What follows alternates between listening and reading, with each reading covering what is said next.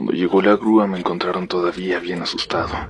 Y mientras aseguraban mi carro, uno de los chicos se acercó y me dijo: «Usted tuvo suerte. En esa parte ya van 3 choferes que se desbarrancan al dar la vuelta. Dicen que ahí se reúnen las brujas, donde antes había una capilla vieja que se quemó».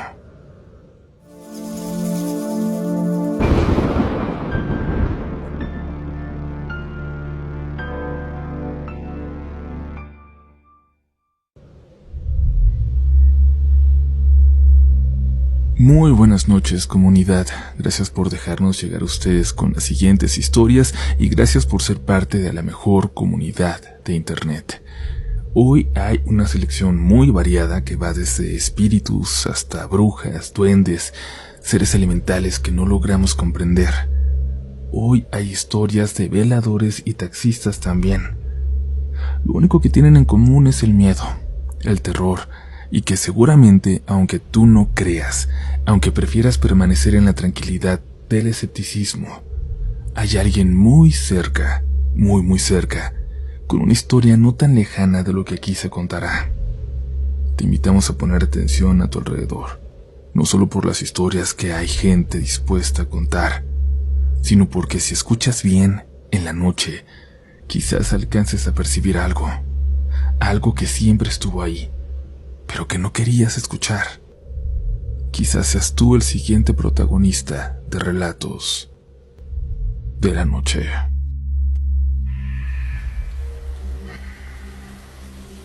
Buenas noches a todos. Me llamo Ricardo y soy originario de Ensenada, Baja California. Lo que voy a contarles me pasó hace poco más de un año, en una de esas noches que nunca se te olvidan por más que lo intentes. Y créanme que lo he intentado.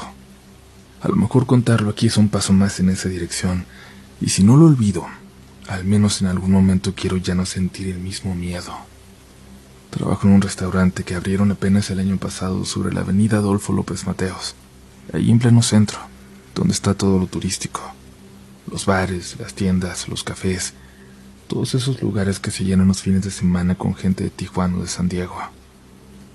Era nuestra primera semana abierta, y nos había ido sorprendentemente bien, así que el dueño quiso organizar un convivio después del turno. Cerramos el local, sacamos unas cervezas y nos quedamos platicando hasta tarde, hablando de lo bien que pintaba todo. Cuando me di cuenta ya eran casi las 3 de la mañana. Yo vivo más al sur de ahí, como a media hora caminando y normalmente tomo taxi, pero esa noche había gastado lo poco que traía. Pensé que no pasaba nada, que podía caminar tranquilo. Ensenada no es una ciudad peligrosa si sabes por dónde irte. Además, la noche estaba fresca y acababan de pasar unos días de lluvia, de esas que limpian el aire y dejan el pavimento con ese brillo raro bajo las lámparas.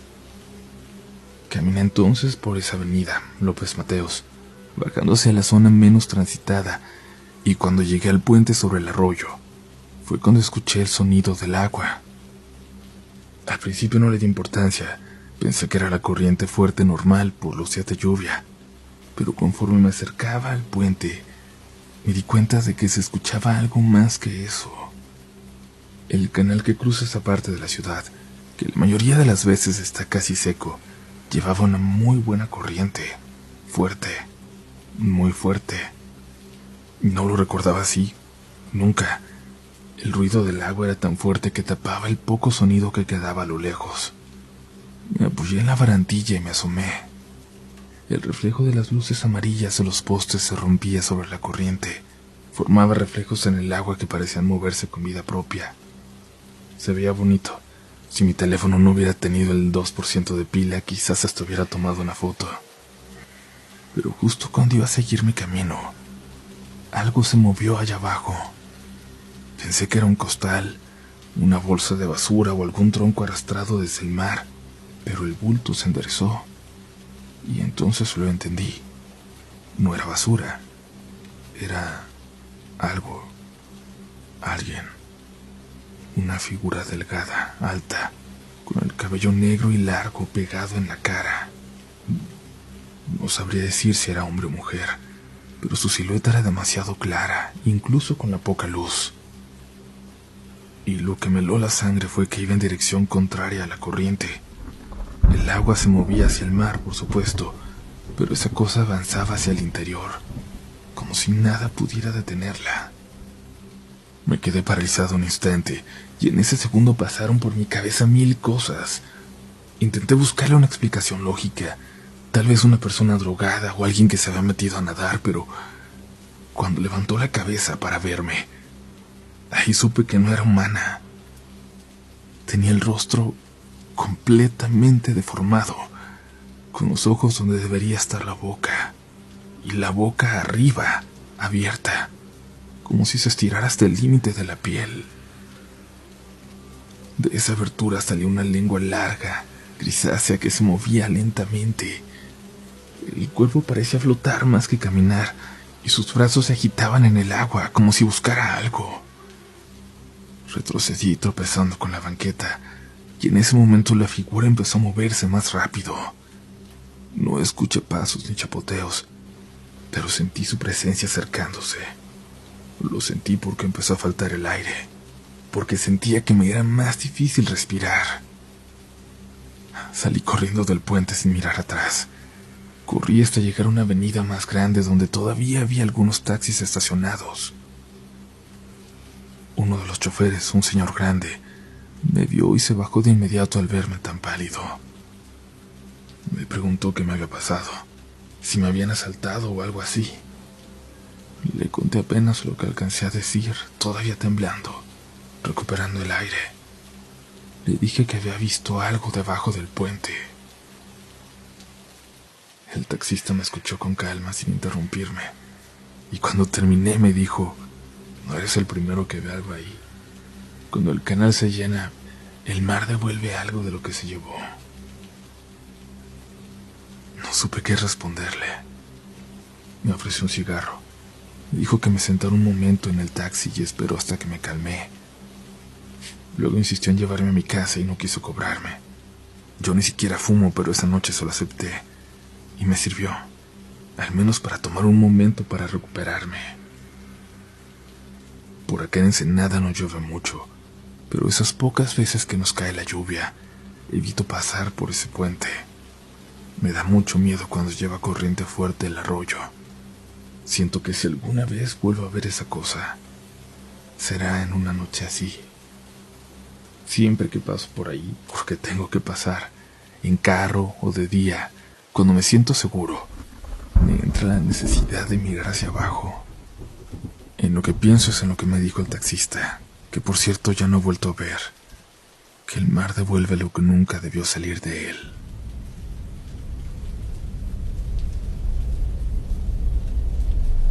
Hola Uriel, te escribo desde Zacatecas.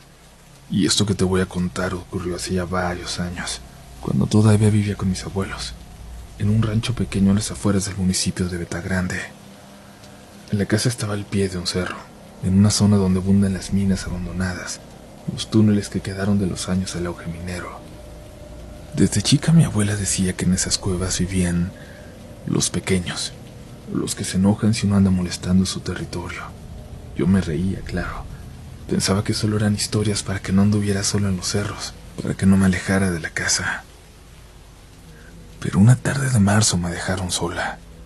Mi abuelo había bajado al pueblo y mi abuela estaba en misa. No la de domingo, a las que me obligaban a ir. Una de esas entre semanas a donde solo van las abuelitas. El sol ya se estaba metiendo y yo me puse a barrer el patio de tierra. El aire era frío, de ese que levanta polvo y te hace volver a barrer. De todas formas, si mi abuela no veía regresar, que al menos lo había intentado, me iba a regañar. Así que ahí seguí.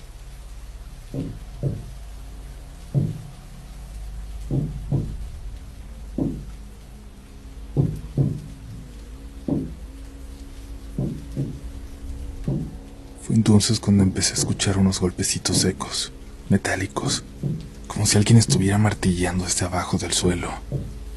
Pensé que podía ser una máquina a lo lejos, pero el sonido era muy rítmico y casi como si alguien trabajara justo bajo mis pies.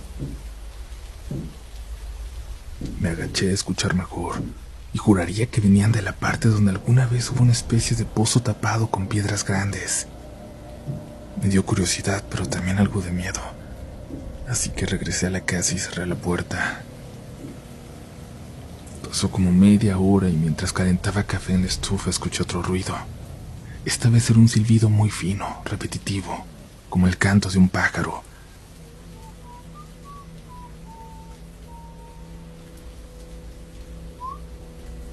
Pero no era un pájaro. Era una melodía corta, torpe, como si alguien tratara de imitar una canción y no supiera cómo seguirla.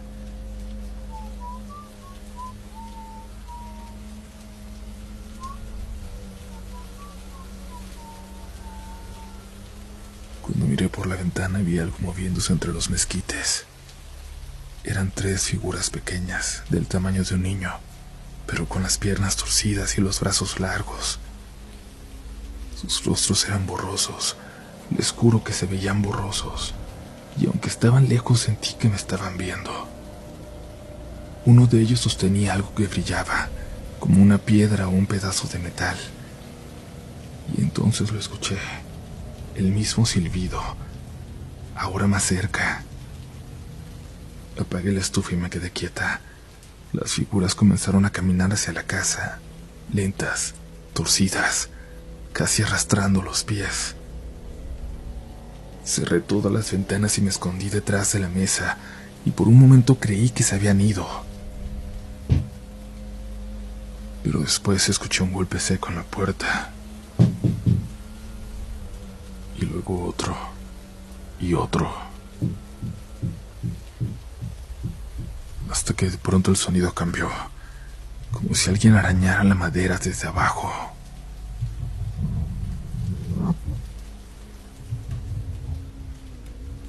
No sé cómo, pero tomé valor y miré por la rendija, abajo, para sacarme de dudas nada más.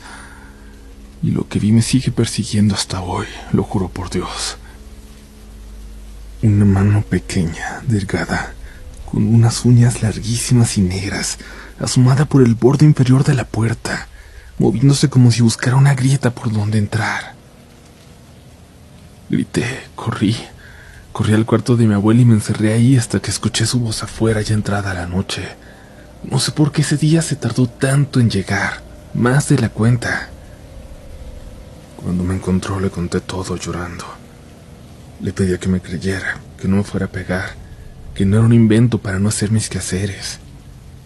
Pero ella no se sorprendió ni se burló. Encendió una veladora y dijo en voz baja: "Te lo dije, no son malos si uno los respeta, pero no los mires cuando salen. Nunca los mires porque eso los hace enojar.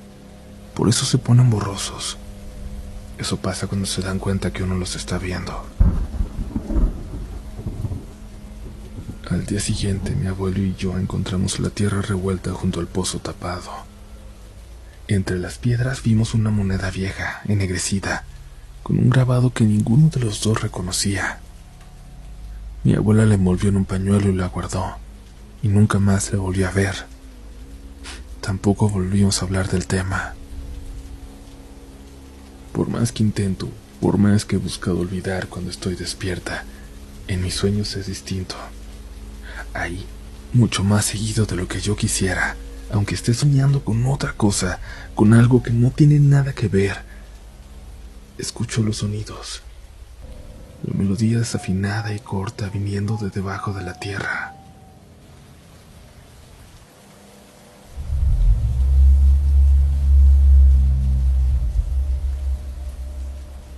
Comunidad, gracias por llegar hasta la mitad de este episodio y recuerden que mi libro ya está disponible en Chile y en España.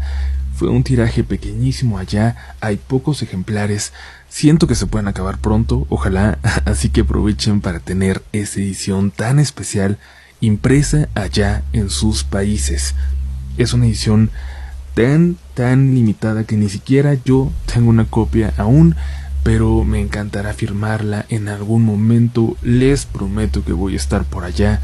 No dejen de mandarme sus fotos o sus historias de Instagram, los que ya lo tienen. Las estoy guardando con mucho cariño. Los enlaces para encontrar su libro están en la descripción de este episodio. Recuerden que está en México, en Estados Unidos, Chile y España. Y después de mi comercial de siempre, perdón, pero me emociona mucho todavía, ahora sí es momento de seguir. porque aún hay historias muy, muy aterradoras para esta noche.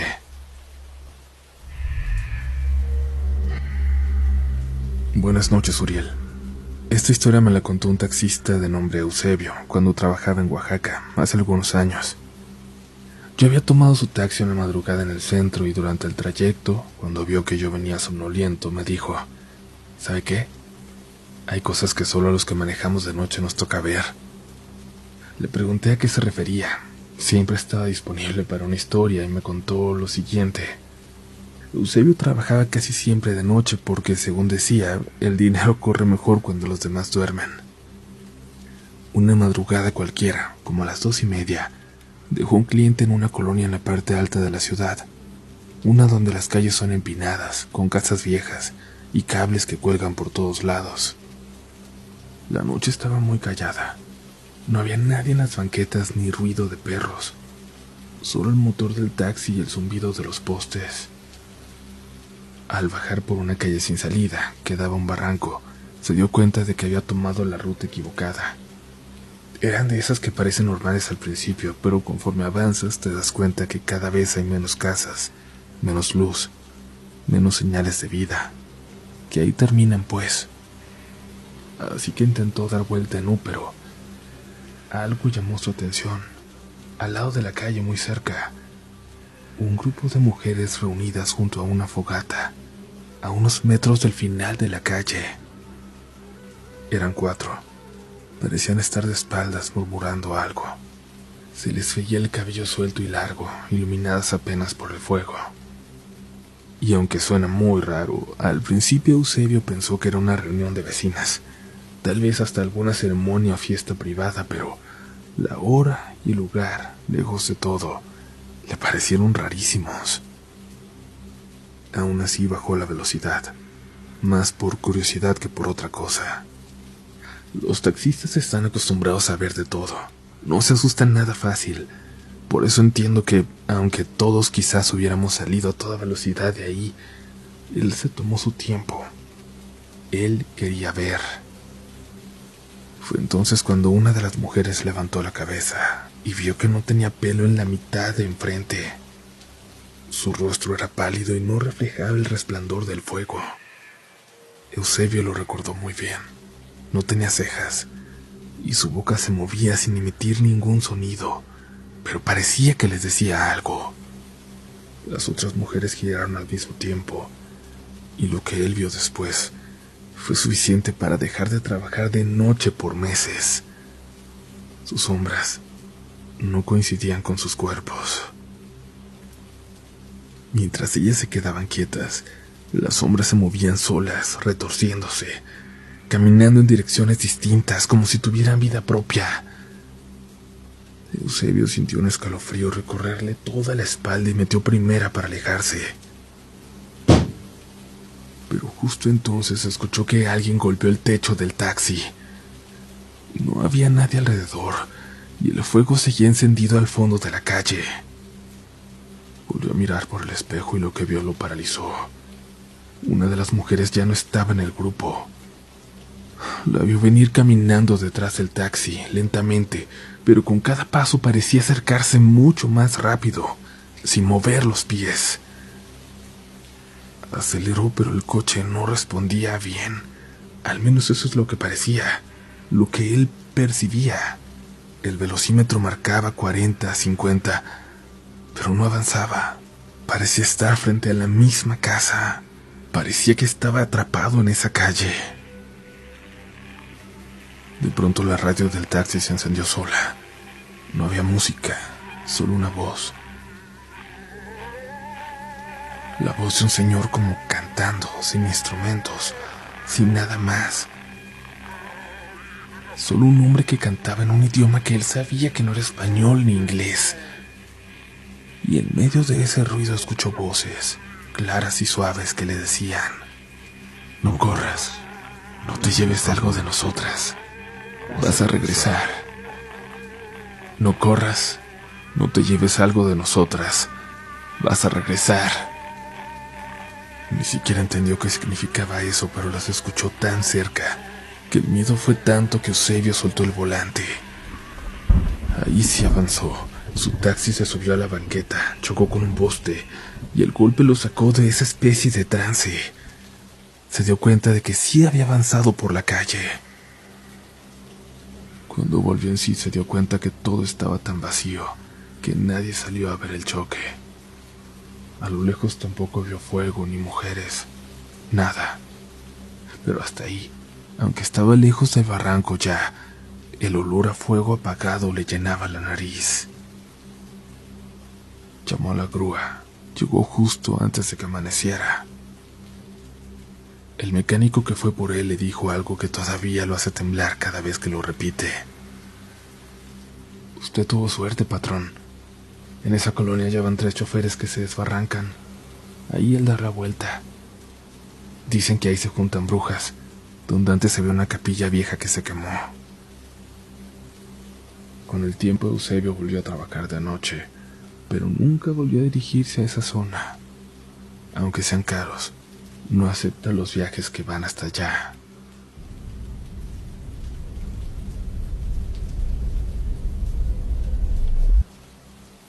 Buenas noches, Uriel. Soy Armando de Durango y quiero contarte algo que me pasó hace ya varios años, cuando trabajaba como velador en un taller de camiones que estaba a las afueras de la ciudad, por la carretera a Nombre de Dios. En ese tiempo recién había llegado a vivir con mi hermano y él me consiguió ese trabajito. El lugar era enorme, de esos que arreglan camiones pesados. Había partes viejas, montones de fierros oxidados y un cuarto pequeño de madera donde dormíamos los guardias. Éramos 2 en ese entonces porque acababa de haber un incidente, por eso se habían ido los anteriores también. Así que llegamos al mismo tiempo otro muchacho que apenas si tenía sus 18 años y yo. Esa primera noche se quedó con nosotros hasta la medianoche el encargado, un señor muy serio, de esos que hablan de poco, señor de rancho como mi papá. De hecho me lo recordaba mucho. Nos explicó la rutina, los rondines, las zonas donde teníamos que checar candados, y al final nos dijo algo que me pareció raro. Si escuchan un perro por la noche, pero no lo ven, no salgan. Cierren la puerta y háganse los dormidos nada más.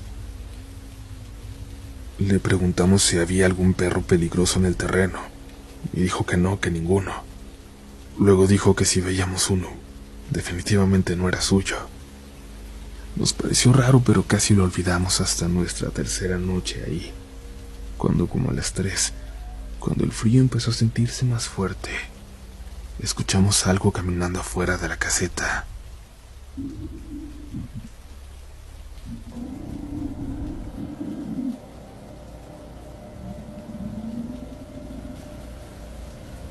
Luego escuchamos un sonido como de perro pausado y un ladrido de esos que no parecen de aviso sino de cansancio. Después, pasos. Se escuchaba como si un perro muy grande olfateara junto a la puerta. Nos miramos sin decir nada. Hasta entonces recordamos lo que el jefe había dicho, así que cerramos bien y nos hicimos los dormidos. El ruido duró un rato, poco, y luego se fue. Y aunque era solo un perro, algo en el tono de ese sonido tenía algo muy raro, como si hubiera tristeza más que agresión. Al día siguiente, cuando amaneció, poco antes de salir, vimos pasar un perro callejero por enfrente del taller. Muy flaco, se le veían marcadas las costillas, con el poco pelo que tenía lleno de polvo. Cuando le quise hablar para darle de comer el burrito que me había quedado, me miró con miedo y salió corriendo, como si su única información de los humanos fueran patadas y pedradas para alejarse. Hay muchos perros que solo eso conocen de nosotros. Me dio lástima y le dejé un poco de comida. Llegó el encargado y al verlo dijo: no, ni crean que ese es el que escucharon anoche, ¿eh? Pero si este se acerca, déjenlo quedarse. Y luego, casi sin mirarnos, agregó: a lo mejor este les va a enseñar por qué no hay que hacerle caso a lo que anda rondando por aquí. Y el perrito se quedó. Primero se acercó a la puerta y luego se animó a entrar. Puso más el hambre que el miedo. Le pusimos Miguel para que nos cuidara según nosotros, como el arcángel, pues. De día dormía bajo un tráiler y de noche lo dejábamos entrar porque el frío calaba y el pobre no tenía pelo que lo defendiera. Y ahí se echaba frente a la puerta, como si de verdad entendiera su trabajo, como si él nos cuidara a nosotros. Una madrugada, cuando el viento soplaba muy fuerte, se volvió a escuchar el mismo sonido, algo como un perro allá afuera. No era Miguel, era el otro. Era un sonido grave, pesado, resonando por todo el patio. Miguel se levantó enseguida, erizó el lomo y se plantó frente a la puerta. Temblaba de miedo, pero no se movía de enfrente de nosotros. De pronto se escuchó como algo grande caía sobre el techo. Las láminas se cimbraron. Miguel empezó a gruñir tan bajo que parecía casi estar rezando, y nosotros ni respirábamos. Justo encima de nosotros se escuchó como algo caminaba, despacio, casi arrastrando las patas.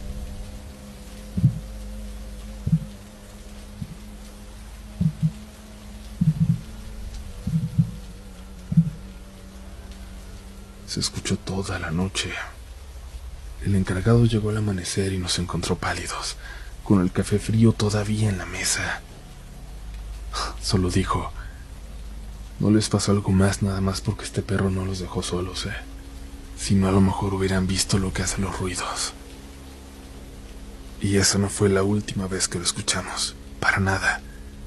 Esas visitas se volvieron constantes, pero cada noche que aquello volvía, Miguel hacía lo mismo.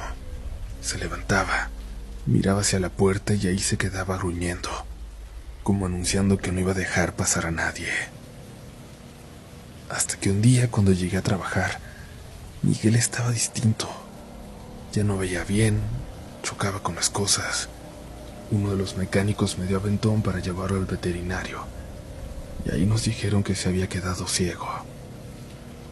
Cuando lo regresé al taller, el encargado, mi jefe, nos dijo que a veces eso les pasa a los perros que se enfrentan a un fantasma o a cosas peores, que un perro ciego significa que vio al mal a los ojos, que significa también que este se fue.